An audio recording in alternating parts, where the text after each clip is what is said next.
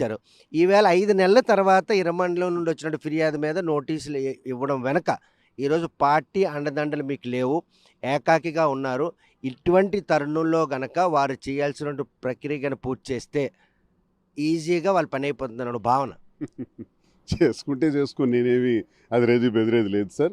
ఉద్యమాలలో ఇంచుమించు 52 రోజులు జైల్లో ఉండి వచ్చిన వాడిని. మొత్తం మరో కేసులో కూడా మొత్తం 62 రోజులు జైలు జీవితం అనుభవించాను. సో జైలు జీవితాన్ని అనుభవించడం ఎలా, ఆ జైలు జీవితాన్ని ఎదుర్కోవటం ఎలా, బాగా అనుభవం ఉన్నటువంటి వాడినే. నాకు పార్టీ సపోర్ట్ ఉంటుంది, పార్టీ సపోర్ట్ ఉంటే నేను ఇది చేయగలను అని నేను ఈ పని చేయాల. దువ్వాడ శ్రీనివాస్ వ్యక్తిగతం, స్వగతం. నేను ఏది చేసినా నా మీద నేను ఆధారపడి చేస్తాను తప్ప వ్యవస్థల మీదో పార్టీ మీద ఆధారపడి నేను ఎప్పుడు చేయను. అలా అనుకున్నోడిని అయితే ఆనాడు ఉద్యమాలు చేసేటప్పుడు నేనే పార్టీలో లేను, నేను ఇండిపెండెంట్ని. ఇండిపెండెంట్గా ఉంటూనే కాకరాపల్లి థర్మల్ పవర్ ప్లాంట్ ఉద్యమాన్ని లీడ్ చేశాను. 18 కేసులు నా పైన పడ్డాయి. 62 రోజులు జైల్లో ఉన్నాను. ఆ ఉద్యమం నడిపించినప్పుడు ఏ పార్టీలో లేని నాకు ఆ ఎక్స్పీరియన్స్ చాలదా? ఇప్పుడు ఒకవేళ నాకు వెనక పార్టీ ఎందుకు? నేను ఒక్కడే చాలు. నేను ఒక్కడనే న్యాయపరంగా న్యాయస్థానాల్లో ఎదుర్కొంటాను.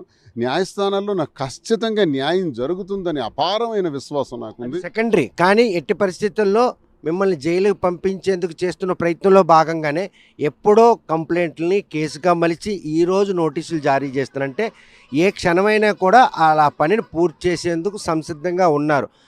వాళ్ళని ఎదుర్కొంటారా లేకపోతే ఎస్కేప్ అయి న్యాయస్థానంలో పోరాడతారు? నేను ఎస్కేప్ కాను, ఎస్కేప్ అవ్వను. ఓపెన్గా ఉంటాను, ఓపెన్గా తిరుగుతుంటాను, ప్రతిరోజు మీడియాలో ఉంటాను. అరెస్ట్ చేయాల్సిన అవసరం కోసం నాకు వెతుకులాడక్కర్లా. పిలిస్తే నేనే స్టేషన్కి పోతా. నేను ఏ స్టేషన్ వాళ్ళు పిలిచినా ఆ స్టేషన్లో వెళ్ళి కూర్చుంటాను. ఇంకా వాళ్ళ ఇష్టం. చట్ట ప్రకారం ఏం చేయాలనుకుంటే చేయని, నష్టం నాకే లేదు. నేనేం దాని గురించి అదిరేది లేదు, బెదిరేది లేదు. కేసులు ఇవన్నీ నేను ఒక అడ్వకేట్గా ఆ కేసులను ఎలా డీల్ చేయాలో, న్యాయస్థానాలు ఎలా ఆశ్రయించాలో, వాటి దగ్గర ఎలా న్యాయం జరుగుతుందో నాకు తెలుసు. కాబట్టి నాకు ఏం ఇబ్బంది లేదు. అరెస్ట్ చేయడానికి నాకు పెద్ద పందా కానీ అవన్నీ చూడాల్సిన పని లేదు. ఎక్కడికి రమ్మంటే అక్కడికి వస్తాను. ఇప్పటికే ఒక ప్రత్యర్థి ఎవరు అనేది ఒక స్పష్టత వచ్చింది. కానీ స్వపక్షంలో ప్రతిపక్షం మాదిరిగా ప్రస్తుతం పార్టీ నుండి బహిష్కరణకు గురైన శ్రీనివాస్కి వీరు కలిసి మూకుమ్మడి దాడికి ఒక వ్యూహం రచిస్తున్నారంటే అంతే కదా. ఇప్పుడు నన్ను సస్పెండ్ చేయడానికి కారణం తెలుగుదేశం కాదు కదా, కూటమి ప్రభుత్వం కాదు కదా. సస్పెండ్ చేయడానికి నేను ఇప్పుడే కూటమి ప్రభుత్వం గురించి మాట్లాడుతూ అవినీతి అక్రమాలు, భూ కబ్జాలు, లేకపోతే అధికార దుర్వినియోగం చేయలేదని చెప్పాను. అదేవిధంగా స్వపక్షాన్ని కూడా నేను ప్రశ్నిస్తున్నాను.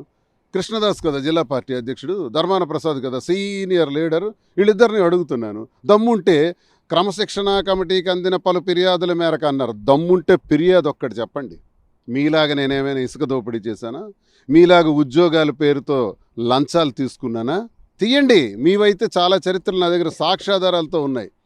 నేను అలాంటి పనులు చేయలేదే, కానీ నాకు సస్పెండ్ చేయించారు. ఈ నోటీసుల వెనక కూటమి ప్రభుత్వం తాలూకు చొరవని భావిస్తున్నారా, లేకపోతే వారి చేదోడు కూడా వీరితో పాటు 2 చేతులు కలిశాను? లేదు. మా పార్టీకి సంబంధించి ధర్మాన ప్రసాద్, కృష్ణదాస్, ఇక్కడ అచ్చెన్నాయుడు వీళ్ళతో చేతులు కలిపి నేను ఎప్పుడు చెప్తుంటానండి, వీళ్ళ మీద నా యుద్ధం ఎప్పుడూ ఉంటుంది. కేడీ బ్రదర్స్ అంటాను. కే అంటే కింజరాపు, డి అంటే ధర్మాన, కేడీ బ్రదర్స్. ఈ కేడీ బ్రదర్స్ కలిపి ఆడుతున్న నాటకాల్లో భాగమే ఈ సస్పెన్షన్. కేడీ బ్రదర్స్ కలిపి ఆడుతున్న నాటకాల్లో భాగమే ఈ కేసులు. కాబట్టి కేసులైనా సస్పెన్షన్లైనా అన్నీ ఎదుర్కొంటాం, భయమే లేదు.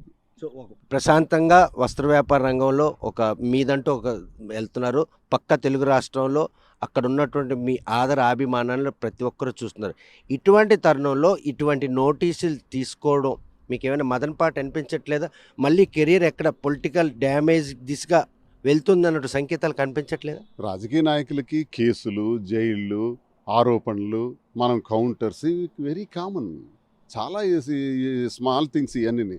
కాబట్టి గట్టిగా ఎదుర్కొందామండి. వ్యాపారానికి నేను రాజకీయాల్లో ఉన్నానని ప్రతి 2 రాష్ట్రాల్లో ప్రతి ఒక్కరికి తెలుసు. వ్యాపార రంగంలో కూడా, టెక్స్టైల్ రంగంలో ఉన్నానని కూడా తెలుసు. అది బ్రహ్మాండంగా వెళ్తుంది. రాజకీయాలు కూడా చాలా బ్రహ్మాండంగా వెళ్తాయి, గట్టిగా వెళ్తాయి, ఎక్కడ తగ్గేది లేదు. నేను డబుల్ స్ట్రెంగ్త్తో ఇంకా వెళ్తాను. ఇంకా దువ్వాడ శ్రీనివాస్గా ఈ జిల్లాలో నా స్ట్రెంగ్త్ ఏంటో శ్రీకాకుళం జిల్లాలో చూపెడతాను భవిష్యత్తు. వరుస నోటీసులు జారీ వెనక మాత్రం మీ ఇప్పుడు గనక తక్షణం అరెస్ట్ చేసినట్టయితే ఎవరు మీ వెనక ఉండరు, మీ అన్యాయాలు ఎవరు కూడాను చెంతకు చేరరు అన్నటువంటి శాంతి భద్ర నిఘాతం కలగకుండా శ్రీనివాసును పని చక్కబెట్టేందుకు ప్లాన్ చేస్తారు. అవి ఎవరు నాకు అక్కర్లా. నాకు నేనే ఎదుర్కొంటాను. నా పక్కన మాధురి ఉంటారు. ఇద్దరం కలిపి ఎదుర్కొంటాను. నేను లోపలికి వెళ్తే ఆమె కేసు ప్రయత్నాలన్నీ చేస్తారు. మీ ఇద్దరం చాలండి. మాకెందుకు ఈ పనికి మాలినోళ్ళు వీళ్ళందరూ వాళ్ళ సహాయ సహకారాలు నాకేమొద్దు. ప్రజలున్నారు, నా దైవాలు. వాళ్ళ పాదాలకు శిరస్సు ఉంచి నమస్కరించే 25 సంవత్సరాలు పనిచేశాను. ఆ ప్రజలే మద్దతు నాకుంది. ఆ మద్దతు, ఆ ధైర్యంతోనే ముందడుగేస్తాను. ఈ టెక్కల ప్రజలకు నేను ఎప్పుడూ కూడా రుణపడి ఉన్నాను. ఈరోజు 2 రాష్ట్రాల్లో ప్రజలందరికీ కూడా పరిచయం అయిన వాళ్ళందరి ఆశీస్సులు నాకున్నాయి. వాళ్ళు ఉంటుండగా వీళ్ళెవరండి? ఈ 10 మంది, 20 మంది, 30 మంది ఉంటే ఎంత, పోతే ఎంత? వాళ్ళు ఎప్పుడూ నాకు చేయరు. వాళ్ళ అవసరమే నాకు లేదు. ప్రజల సపోర్ట్ నాకుంది. ఆ భగవంతుడి సపోర్ట్ ఉంది. ఎన్ని కష్టాలు వచ్చినా, ఎన్ని ఇబ్బందులు వచ్చినా ఎదుర్కొనేటటువంటి నైపుణ్యత, ఆ ఆ తెలివితేటలు నాకున్నాయి. ఏ ఇబ్బంది లేదు. ప్రశ్నిస్తాను అని వచ్చినటువంటి పవన్ కళ్యాణ్ విషయంలో ఈరోజు నెలకి 50 కోట్ల రూపాయలు చంద్రబాబు నాయుడు ఇస్తే ప్రశ్నించడం మానేశారు. ప్రజల మాటగా అనుకున్నారు, మీ మనోగతంలో మాటని బయటకు పెట్టారు ఆ వేదిక. నేను రెండో నెలలో ప్రశ్నించేటప్పటికి మీరు ఎన్నికలకు ముందు కూటమి ప్రభుత్వం వాగ్దానాలు ఇచ్చి సూపర్ 6 వాగ్దానాలు ఇచ్చి అలాగే కాక మరో 148 రకాల మాటలు చెప్పి మీరు అధికారంలోకి వచ్చారు. అది అమలు చేయట్లేదు. మరి పవన్ కళ్యాణ్ గారు కూడా ప్రశ్నించట్లేదు అన్నాను ఆనాటికి. ఇది ఇంచుమించు 10వ నెల అయిపోతుంది. ఇది ఇంచుమించు ఆగస్టు 8వ నెల అవుతుంది. ఈ రోజుకి నేను అబ్జర్వ్ చేస్తే కొన్ని అమలు జరిగాయని నేను విన్నాను. అందులో ముఖ్యంగా తల్లికి వందనం ఇస్తున్నారని విన్నాను. అలాగే రైతు భరోసా బదులు రైతుకి ఇస్తున్నారని కూడా ప్రారంభించారని విన్నాను. బస్సులు కూడా మహిళలకి ఎలవ్ చేస్తున్నారు, ఇంకా త్వరలో ప్రారంభిస్తారని కూడా విన్నాను. ఇవన్నీ అమలు జరిగితే నేను ఒక సిటిజన్గా, ఒక సభ్యుడిగా సంతోషిస్తాను. ప్రభుత్వాన్ని టార్గెట్ చేసి దుర్భాషలాడి ప్రభుత్వాన్ని ఊరికి ఇరకాటంలో పెట్టేయాలనే ఉద్దేశంతో నేను మాట్లాడిన మాటలు కావు ఇవి. ప్రశ్నించాను. ఇప్పుడు నేనే చెప్తున్నాను, ఓకే, సూపర్ 6లో ఒక 3 అమలు జరిగినాయి, మిగతావి కూడా అమలు చేసేయండి.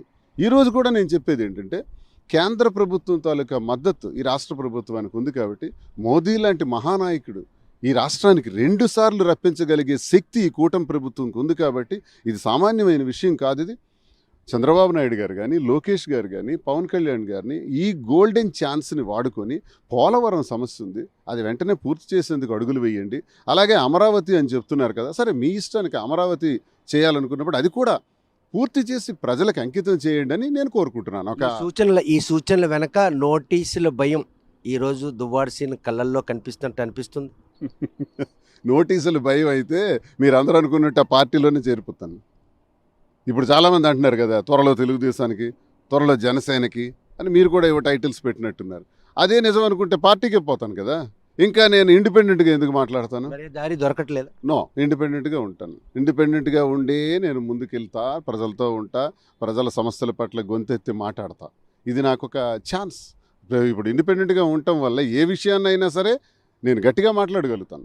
ఈరోజు రాష్ట్ర ప్రభుత్వంలో, కూటమి ప్రభుత్వంలో జరుగుతున్నటువంటి పథకాలు కానీ, అమలు విషయంలో కానీ, లోపాలు కానీ ఎత్తి చూపెట్టి మాట్లాడగలిగే అవకాశం నాకు వచ్చింది. అదేనా రాజకీయ జీవితం. ఇంకా మరి ఇప్పుడు కూడా ప్రజలతో పాటు మమేకమై పాలనలో భాగస్వామి కావాలన్నటువంటి ఒక రోజు కోసం ఎప్పుడు ఆశపడలేదు. చూడండి, 25 సంవత్సరాలు నా రాజకీయాల్లో 18 సంవత్సరాలు అపోజిషన్ పాత్ర వహించాను. నేను ఎప్పుడు అధికారం కోసం అర్రులు చాచినోడిని అయితే అధికారం వైపే ఉండేవాడిని. జిల్లా పరిషత్ వైస్ చైర్మన్ 2 ఏళ్లలో రాజీనామా చేసి పడేసి పాదయాత్ర చేసుకున్నోడిని.